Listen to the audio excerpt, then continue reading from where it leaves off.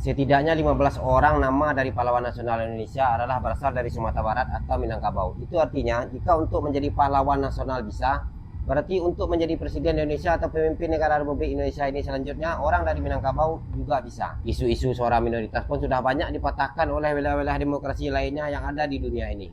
Sudah banyak contoh, sudah banyak data-data yang membuktikan bahwa orang-orang atau suara-suara minoritas bisa juga untuk memimpin. Allah juga berfirman dalam surat Ali Imran ayat 140, dia mengatakan bahwa dan masa atau hari itu akan kami pergilirkan di antara kalian.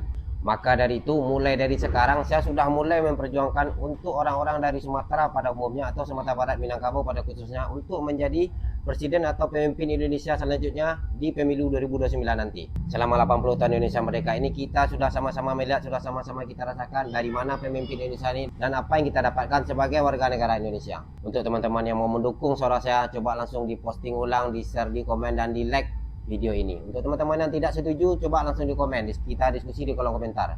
Jadi barakah mati beriman, mudah-mudahan menambah dan meningkatkan iman.